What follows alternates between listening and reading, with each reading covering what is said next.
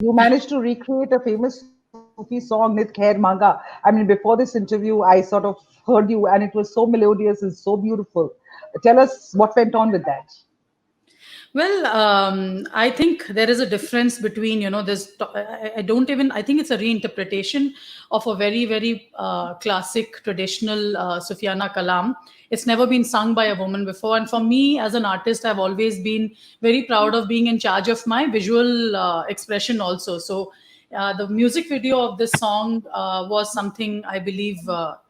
Very different because I decided to collaborate with the idea of art and music as a collaboration together, and I've showcased some of the most beautiful paintings that I have experienced in the last decade.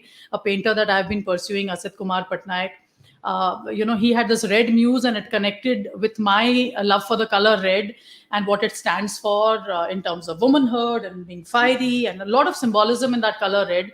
And my Lal Pari Mastani moniker or avatar, which is my red thing, all of it came together, because Asit has been painting this red haired woman or a red woman, and it's a very complex bunch of interactions in his paintings that you experience: a woman in a man's world, experiencing desire, I think owning her sensuality, owning her beautiful body, not being embarrassed of the curves and, our desiness. I saw a lot of layers and subtext in his art, and I got to, in a sense, bring it together with my music. And the song itself is something I'm very proud of because Ram has, of course, produced it.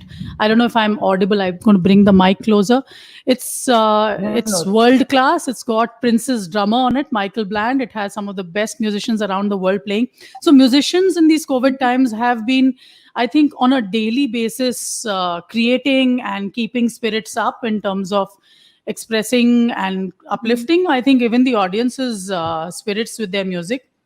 But it's time that we get to find a way to monetize it, because the reality is that in India in particular, the creators or the writers or the musicians don't have a way to monetize their craft, which is so I mean, these are the tough things that Yeah, I feel we need to discuss more yeah, often too. yeah. Yeah, because we want our music for free. In our culture, there is no culture of ticketed music concerts. Nobody wants to pay a rupee. They don't mind buying a coffee for 200 bucks in Starbucks. Our kids are attuned to it, but you want your music to be streamed for free, to be downloaded for free.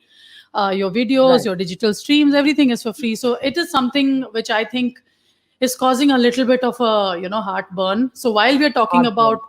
nepotism and favoritism, and there's lots to talk about and all of that, but I think it's also time for the audience to self-reflect.